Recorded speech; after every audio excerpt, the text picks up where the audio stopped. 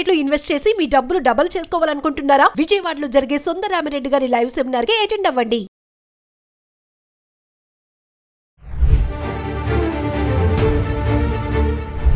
Sorry mummy, నా వల్ల నువ్వు డాడీ అందరూ చాలా అవమానాలు తీసుకోవాల్సి వస్తుంది. లవ్ మ్యారేజ్ తీసుకున్నాను కానీ ఇప్పుడు హ్యాపీగా లేకుండా పోయినా.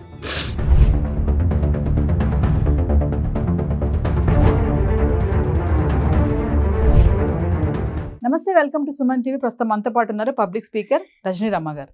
నమస్తే మ్యామ్. నమస్తే నవీన. మ్యామ్, హైదరాబాద్ సిటీలో డాక్టర్ ప్రణీత, మీరు ఆర్టికల్ చూసే ఉంటారు, సూసైడ్ అటెంప్ట్ చేసింది. రీజన్ ఏంటంటే అత్తగారి వేధింపులు. సరే, ఏం జరిగిందో మనకి తెలియదు. అంటే ఎప్పుడైనా ఒక గొడవ జరిగినా, ఏదైనా ప్రాబ్లం సమస్య వచ్చింది వైఫ్ అండ్ హస్బెండ్లో అంటే అటు ఇటు కూడా చూడాలి అంటారు. అంటే టూ కాయిన్కి అటువైపు ఇటువైపు కూడా చూడాలి. ఒకవైపే చూసి మనం కూడా మాట్లాడడం అనేది కరెక్ట్ కాదు. ఏదేమైనా సూసైడ్ అటెంప్ట్ చేశారు తను. ఇప్పుడు కొంచెం హాస్పిటల్లో ఇంకా బెడ్ మీదే ఉన్నారు, క్లిష్ట పరిస్థితిలోనే ఉన్నారని చెప్తున్నారు. ఒక పక్క భర్త వీళ్ళంతా కూడా ఏం చెప్తున్నారంటే, మాదేం తప్పు లేదు, తను ఎలాంటితో కూడా తెలియాలి కదా మీకు, అబ్బాయిని బయట పెడతారు ఎందుకు, అమ్మాయి చేస్తే బయట పెట్టరు ఎందుకు అనేసి కూడా వాదన ఇలా కూడా ఉంది. ఓవరాల్గా చూసుకుంటే మాత్రం అత్తగారి వేధింపులు, వరకట్న వేధింపులు ఎప్పటి నుంచో చూస్తున్నాం మేడం. ఇవన్నీ కూడా వరకట్న వేధింపులు, అత్తగారి వేధింపులు తట్టుకోలేక కోడలు ఆత్మహత్య, చనిపోయిందని చెప్పి పేపర్లో రావడం చూస్తాం. అంటే ఓవరాల్గా ఈ ఆర్టికల్ చదువుతున్నారు కాబట్టి మీరు కూడా మీ అనాలిసిస్లో ఏం చెప్తారు? తప్పు ఎవరిది ఉందంటారు? అసలు ఏం జరుగుతుంది అంటే ఏం చెప్తారు? ఇది స్టేట్మెంట్స్ ఏవి ఇంకా కన్ఫర్మ్డ్గా లేవండి. అది ఊరికే అలా పైన వచ్చిన స్టేట్మెంట్స్ అవన్నీ కూడా. ఇప్పుడు ఆ డాక్టర్ అనే ప్రణీత అనే ఆవిడ ఇంకా కోలుకోలేదు. కోలుకుని బయటకు వచ్చిన తర్వాత ఆవిడేం స్టేట్మెంట్స్ ఇస్తుందో, ఇప్పుడు ఉన్న వాళ్ళందరూ వాళ్ళ అభిప్రాయాలు చెప్పారు. ఇవన్నీ మనకి ఇంకా కన్ఫర్మ్డ్ కాదు. జనరల్గా చెప్తారు ఆడపిల్ల తరఫున వాళ్ళు, మాకు ఇట్లా జరిగింది అని. మీరు చూడండి, ఆ అబ్బాయి తల్లిదండ్రుల్ని ఎక్కడ ఇంటర్వ్యూ చేసినట్టు వాళ్ళు స్టేట్మెంట్ కానీ మనకేమీ తెలియలేదు. ఇంకా టైం పడుతుంది. మళ్ళీ మనం ఇంకో వీడియో చేద్దాం దీని మీద. ప్రస్తుతం మనకు తెలిసినంత వరకు ఏంటంటే, ఆ డాక్టర్ ప్రణీత హస్బెండ్ ఎవరైతే సికిందర్ రెడ్డి, అతను మాట్లాడాడు చాలా ధైర్యంగా, చాలా ఓపెన్గా, చాలా జెన్యూన్గా తన స్టేట్మెంటు చాలాసేపు చెప్పాడు. అందులో నేను ఇప్పుడే వచ్చి కలుస్తాను, మీరు ఎక్కడున్నారో చెప్పండి, నేను వచ్చి సమాధానాలు అన్నిటికీ చెప్తాను అని అన్నాడు. అంటే ఆ వాయిస్లో కొంచెం నిజాయితీ ఉంది. ఇంకొకటి ఏంటంటే, రెండు పక్కల సమస్య అనేది ఎప్పుడూ ఒక పక్కన రాదండి, రెండు పక్కల ఉంటుంది. ఎక్కడో ఒక చిన్న అపశృతి మొదలైతే వైవాహిక జీవితంలో అది మెల్లగా చిలికి రప్చర్ అయ్యి పెద్దదవుతుంది. అంతే. దాన్ని ఏదో చిన్నగా ఒక గీరుకుంది, దానికి వెంటనే ఏదన్నా ఆయింట్మెంట్ రాసేస్తే అది ఒక గంటలో మానిపోతుంది. చిన్నగా గీరుకున్నప్పుడు అది కొంచెం దురద పెట్టినప్పుడు, మంట పుట్టినప్పుడు దాన్ని ఇలా దాని వైపే చూస్తూ మనకి కాన్సన్ట్రేషన్ అటు పెట్టినప్పుడు అది మెల్లగా పుండు పెద్దదవుతుంది. పెద్దదయ్యి బాధ పెరుగుతుంది, దాని మచ్చ ఏర్పడుతుంది, రకరకాలు. అలాగే ఈ వైవాహిక జీవితంలో చిన్న సమస్య ఏదైనా వచ్చినప్పుడు దాన్ని అలా రప్చర్ చేసుకుంటే ఇది ఇలా పెద్దదవుతుంది. అంటే నాకు అనిపించింది నేను చెప్తున్నా, మేబీ కరెక్ట్ అవ్వచ్చు కాకపోవచ్చు, నా ఒపీనియన్ నేను చెప్తున్నా. ఇప్పుడు ఒక సమస్యని అన్ని కోణాల్లో చూస్తాం. ఇప్పుడు నా కోణంలో నేను చూస్తాను, మీ కోణంలో మీరు చూడండి, ఇంకొకళ్ళు వాళ్ళ కోణంలో వాళ్ళు చూస్తారు. అంటే ఇన్ని రకాలుగా అది జరిగి ఉండవచ్చు. ఇప్పుడు ఒక సమస్య ఒక కారణం వల్లే వస్తుందా అండి? ఇప్పుడు నేను అనుకున్న ఒక కారణము, ఆ ఒక కారణం వల్లే ఆ సమస్య వస్తుందా? ఇంకో కారణం వల్ల రాకూడదా? సో మెనీ రీజన్స్ ఉంటాయన్నమాట ఏదన్నా ఒక ప్రాబ్లంకి. నేను నా ఒక వర్షన్ నేను చెప్తున్నాను, నా వాయిస్ చెప్తున్నా. ఇప్పుడు అత్తగారింట్లో ఆ అమ్మాయి ఉంది అంటున్నారు, అంతకుముందు యూఎస్లో ఉన్నాము అని అంటున్నారు. అంటే నేను నా తరఫు నుంచి ఒక చిన్న ఇన్వెస్టిగేషన్ చెప్తున్నాను. యూఎస్లో ఉన్నారు, లవ్ మ్యారేజ్, బాగుంది కదా, బాగుంది, ఒక పాప పుట్టింది, ఎంత బాగుంది ఆ లైఫ్, ఊహించుకోండి. అమెరికాలో అంటే మంచి లైఫ్ కదా, చాలా బాగుంది. మరి అలాంటి లైఫ్లో ఏం జరిగింది? అమెరికాలో ఉండంగానే సూసైడ్ అటెంప్ట్ ఎందుకు చేయాల్సి వచ్చింది? హస్బెండ్ చెప్పారు అక్కడ కూడా ఇలా అటెంప్ట్ చేసింది. ఇప్పుడు వేరే కంట్రీలో అలాంటివి ఏమైనా జరిగితే చాలా పెద్ద ఇష్యూస్ అవుతాయి, కేసులు అవుతాయి. అసలు అక్కడి నుంచి బయటపడి ఇండియాకి రావడం అంటేనే చాలా గ్రేట్గా అనిపించింది నాకైతే. అక్కడ చిన్నది ఏదైనా జరిగినా చాలా పెద్ద ఇష్యూ అయిపోతుంది, మామూలు చిన్న వాటికే. ఇంత పెద్ద విషయానికి వీళ్ళు అసలు ఎలా బయటపడి ఇండియాకి ఎలా వచ్చారు? మరి వచ్చారు, ప్రశాంతంగానే ఉన్నారు, ఓకే. ఇప్పుడు అక్కడ ఏం సమస్య జరిగిందనేది మనకు తెలియదు. సూసైడ్ అటెంప్ట్ చేసింది, ఇక్కడికి వచ్చేసారు. ఇక్కడ కూడా ఇక్కడికి వచ్చేసినప్పుడు ఇక్కడ బాగుండాలి, ఫ్యామిలీ పరంగా కానీ వృత్తిపరంగా కానీ ఏ విధంగానైనా సరే. ఆ అమ్మాయి ఏదో చదువుకుంటుంది అని అన్నారు, మరి యూఎస్లో ఏం చేసిందో మనకు తెలియదు. మరి ఇక్కడికి వచ్చారు, చదువుకున్నారు, మంచిగా అన్నీ జరుగుతున్నప్పుడు మళ్ళీ ఎందుకు రేగింది అని అంటే రేగుతున్నాయి వాళ్ళకి. ఎందుకు అంటే యూఎస్లో అక్కడ మా సూసైడ్ అటెంప్ట్ చేసింది మా వైఫ్ అని అతను చెప్పాడు. చెప్పినప్పటి నుంచి మా ఇద్దరి మధ్యన సమస్యలుగానే ఉంది అని ఆయన చెప్పాడు. అంటే ఆయన చెప్పిందే మళ్ళీ నేను చెప్తున్నాను. ఒకసారి అతను ఇలా అవుతున్నప్పుడు ఎందుకు ఈ గొడవలు అని చెప్పి అతను వేరే ప్లేస్కి జాబ్కి వెళ్ళిపోయాడు. ఇంకొకటి కూడా చెప్పారు, ఈ అమ్మాయి ఎప్పుడు ఇక్కడ లేదు, ఇప్పుడే ఒక 6 months నుంచి మేము చూస్తున్నాం అని నైబర్స్ కూడా వాళ్ళందరూ కూడా చెప్తున్నప్పుడు ఇంతకాలం మరి ఎటో వెళ్తుంది వస్తుంది, ఎక్కడికో వెళ్తుంది వస్తుంది అంటే వాళ్ళ అమ్మాయి పేరెంట్స్ వాళ్ళు చెప్పారు ఆమె స్టడీస్ కోసము పీజీ చేయడానికి ఇంకోటి చేయడానికి కోర్స్ చేయడానికి అటు ఇటు వెళ్తుంది. ఓకే, రీజన్ బాగుంది, వీళ్ళు చెప్పిన దానికి అది చెప్పిన దానికి మ్యాచ్ అయింది. సరే, ఈ రీజనింగ్స్ ఉన్నప్పుడు మళ్ళీ అన్నీ బాగుంటే మళ్ళీ కలిసి ఉండొచ్చు కదా. మరి ఆ అబ్బాయి అటు వెళ్ళిపోయినప్పుడు ఈ డాక్టర్ కూడా ఈవిడ కూడా నేను వస్తాను అంది. ఓకే, బాగుంది, కరెక్ట్ అన్నప్పుడు అతను మరి ఎందుకు తీసుకెళ్ళలేదు అంటే ఇక్కడ ఏదో సమస్య కొంచెం గట్టిగానే ఉంది, మళ్ళీ నేను అక్కడికి తీసుకెళ్తే అక్కడ కూడా అల్లరపడాల్సి వస్తుంది అని అతను అనుకుని ఉండవచ్చు. అనుకుని అతను తీసుకెళ్ళను అని అనలేదు, చూడండి తీసుకెళ్తాను అని అన్నాడు. అంటే ఏంటంటే అతను నార్మల్గా ఆలోచించే మనిషి అని నాకు కూడా ఒక యాంగిల్ నుంచి అనిపించింది. నార్మల్గా ఆలోచిస్తున్నాడు కాబట్టి కొంచెం టైం తీసుకుందాము, వెంటనే తీసుకెళ్ళిపోవడం ఎందుకు, తీసుకెళ్దాంలే అని అనుకున్నట్టున్నాడు. పేరెంట్స్ వాయిస్ మనకి ఎక్కడ వినిపించలేదు. అయితే ఈ లోపల ఈ డాక్టర్ ప్రణీత ఆ ఇంట్లోకి వచ్చి నేను ఉంటానని చెప్పి ఉండటం జరుగుతుంది. కింద ఎవరో రెంట్కున్నారు, వాళ్ళని కూడా వెకేట్ చేయించి వీళ్ళు ఉంటున్నారు అని అన్నప్పుడు ఈ సందర్భంగా వాళ్ళ తల్లిదండ్రులు మేము 25 లక్షల చొప్పున 50 లక్షలు మేము ఇచ్చాము, ఎక్కువగా ఇంకా కట్నం అడిగారు అని అన్నప్పుడు మన అనాలిసిస్ ప్రకారము ఒక డాక్టర్ అయినప్పుడు ఆమె ఆల్రెడీ చేస్తున్నారు జాబు, చేస్తున్నప్పుడు ఒక డాక్టర్ దగ్గర అంత కట్నం ఎలా డిమాండ్ చేయగలుగుతారు అంటే నార్మల్గా ఆలోచిస్తే క్రూయల్ మెంటాలిటీ వాళ్ళు ఉంటే కనుక ఆ డాక్టర్ అవని యాక్టర్ అవని ఇంకోటవని మాకు కావాలని అనేవాళ్ళు ఉన్నారు. కానీ వీళ్ళందరూ చెప్తున్న దాని ప్రకారం వాళ్ళు మంచి వాళ్ళనే చెప్తున్నారు కదా. చెప్తున్నప్పుడు వాళ్ళు ఇప్పుడు బంగారు బాతునే ఇంట్లో పెట్టుకున్నప్పుడు వీళ్ళు ఇంకా ఏమేమో అడుగుతారని నాకు అనిపించలేదు. ఏదైనా చిన్నగా ఏదైనా లోటుపాట్లు ఉంటే బయటపడటం అనేది సహజం. కొంతమంది వాళ్ళు పెరిగిన ఎన్విరాన్మెంట్ ప్రకారం అంత సంస్కారంగా ఉండలేకపోతారు. కానీ పబ్లిక్ చెప్తున్న దాని ప్రకారం వాళ్ళు సాఫ్ట్ క్యారెక్టర్ మనుషులే అని చెప్తున్నప్పుడు మనం ఎటు నుంచి అనుమానించాల్సి వస్తుంది. నాకేమనిపించింది అంటే ఆ అమ్మాయి చదువులకి కానీ ఆ అమ్మాయి ఏదైనా ప్రాక్టీస్కి కానీ డెవలప్మెంట్కి కానీ డబ్బు ఏమైనా ఇచ్చుంటారు అని ఉంటాడు అబ్బాయి. నా దగ్గర అంత డబ్బు లేదు, కావాలంటే మీ వాళ్ళని అడిగి తీసుకో అని ఉంటాడు అని ఉంటే వాళ్ళు ఇచ్చుంటారని నేను అనుకుంటున్నాను. అది కరెక్ట్ అవ్వచ్చు కాకపోవచ్చు.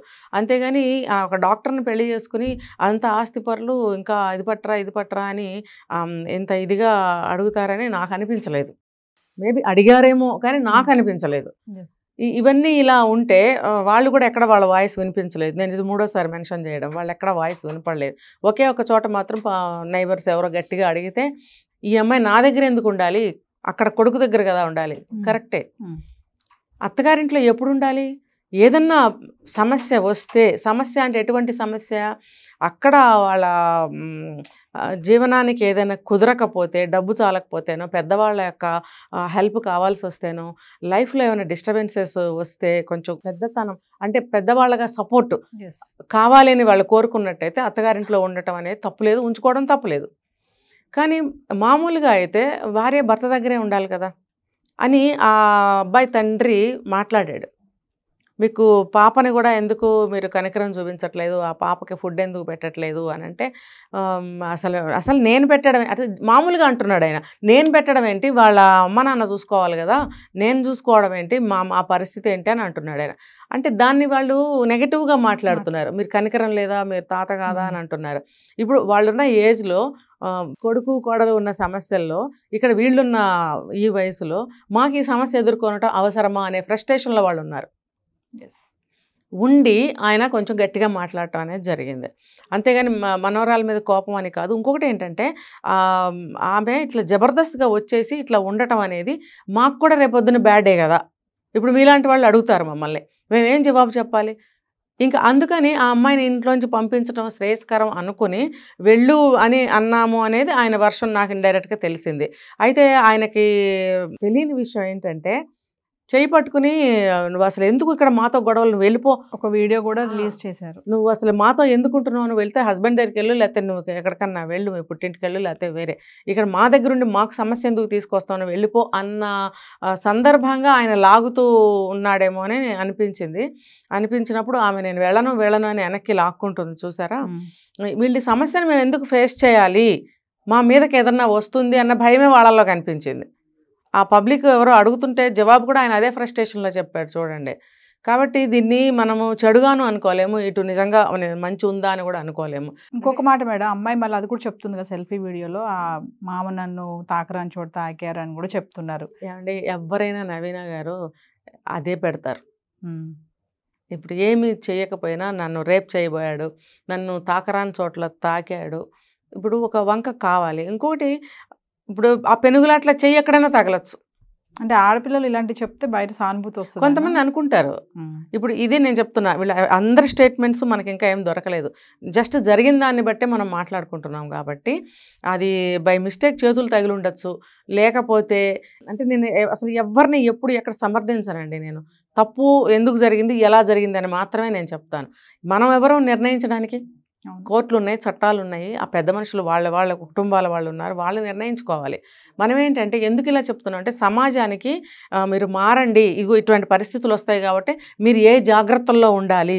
ఎందుకంటే నేను కూడా వన్ ఆఫ్ ద సిటిజన్ కదా, కాబట్టి ఒక సమాజంలో నివసిస్తున్న ఒక వ్యక్తిగా నేను కూడా ఇలాంటివి తెలుసుకుంటే నా జాగ్రత్తలు నేను తీసుకోగలుగుతాను నా లైఫ్కి.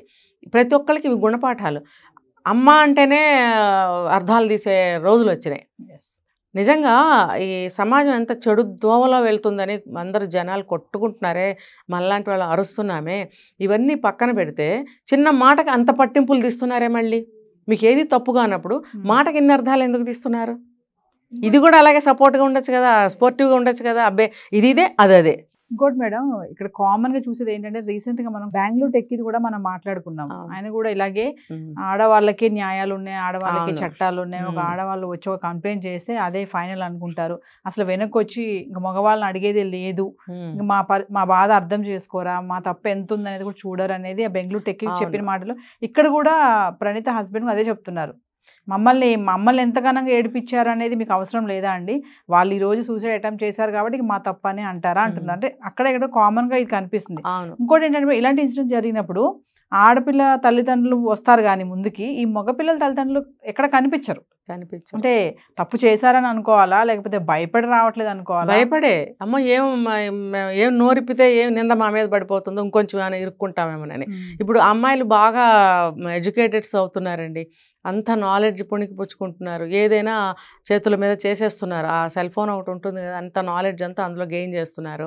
ఇంకా మంచి చదువులు, మంచి ఇన్కమ్, సంపాదన, వీళ్ళకి అన్ని విధాల స్వాతంత్రం ఎక్కువైపోయి కాన్ఫిడెన్స్ లెవెల్స్ దాటిపోయినాయి, బియాండ్ అనమాట. వాళ్ళకి దాటిపోయి మగవాడి అవసరం మాకు ఎక్కడ, అసలు దేనికి అనే స్థితికి వచ్చేసారు. ఇంకా జెండర్ ప్రకారం అట్రాక్ట్ అయ్యి లవ్ అని అవసరము కాబట్టి పెళ్లి చేసుకుంటున్నారు.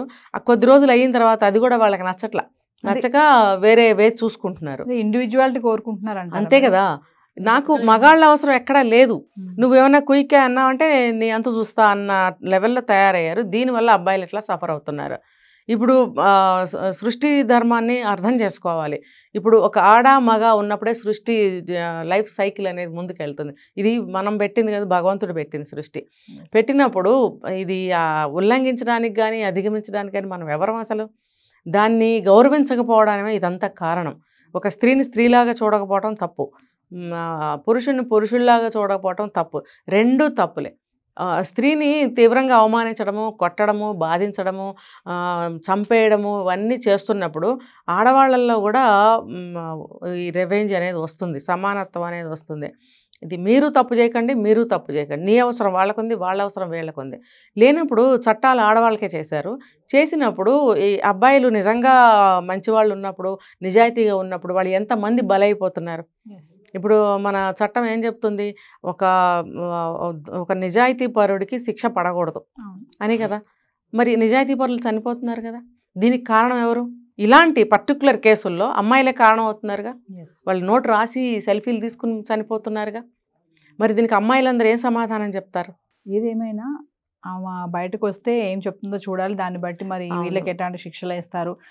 తప్పు జరిగిందంటే మాత్రం మీరు అన్నట్టుగా అటు ఇటు చూడాలి. ఒకవైపే మనం మాట్లాడకూడదు. ఒకవైపు వాదన వినేసి ఫస్ట్ ఏంటంటే అమ్మాయికి ఏదైనా కష్టం వచ్చినా బాధ వచ్చినా ఇలాంటి ఏదైనా జరిగాయి అనగానే అమ్మో ఆడపిల్ల అనే ఒక సానుభూతి ముందైతే క్రియేట్ అయిపోతుంది. అసలు అబ్బాయి ఏం చేశాడు, ఏం జరిగింది అనేది మాత్రం ఎవరు చూడరు.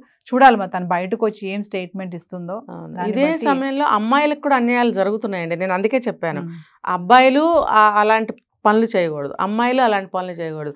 అమ్మాయిలకి అబ్బాయిలు గౌరవం ఇవ్వాలి, అబ్బాయిలకి అమ్మాయిలు గౌరవం ఇవ్వాలి. ఎవరైనానండి, Yes. మీరు నాకు రెస్పెక్ట్ ఇవ్వాలి, నేను మీకు రెస్పెక్ట్ ఇవ్వాలి. ఎంతసేపు నేనే ఇచ్చుకుంటూ పోతే నాకు రెస్పెక్ట్ లేనప్పుడు నేను మళ్ళీ రెస్పెక్ట్ ఇవ్వాలనిపిస్తుందా? ఏ రెండు మనుషుల మధ్యనైనా సరే గివ్ అండ్ టేక్ రెస్పెక్ట్ ఉండాల్సిందే. Yes. అది ఉంటేనే ఆ మర్యాద అనే ఒక సన్నని పొర ఉంటేనే విలువలు నిలబడతాయి, కాపాడబడతాయి. ఎవరి విలువ వాళ్ళు కాపాడుకోవాలి. ఇలా జరిగితే అమ్మాయిలకి చెడ్డ పేరు వచ్చిందిగా ఆల్రెడీ. Yes. మరి అలా చేయటం వల్ల ఎప్పటి నుంచో మగవాళ్ళకి చెడ్డ పేరు ఉందిగా.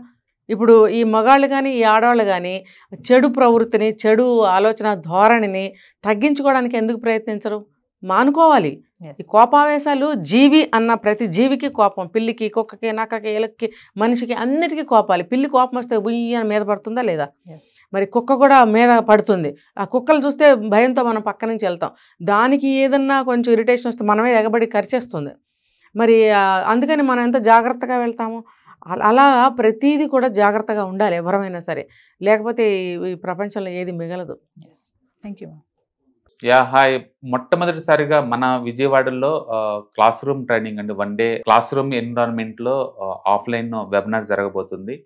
అండ్ ఇంట్రెస్ట్ ఉన్న పార్టిసిపెంట్స్ ఈ కింద స్కూల్ అవుతున్న నెంబర్కి రింగ్ చేసుకొని సీట్ బుక్ చేసుకోండి. దీంట్లో ETFs, index funds and mutual funds మీద completely and hand folding experience మీకు ప్రొవైడ్ చేయబడుతుంది. దీని ద్వారా ఏంటంటే మనం ఎసెట్స్ని స్టాక్ మార్కెట్లో ఎలా మేనేజ్ చేసుకోవాలి, ఎలా గ్రో చేసుకోవాలి, ఎలా ప్రొడక్ట్ చేసుకోవాలో అంటే ప్రాక్టికల్గా నేర్చుకుంటారు.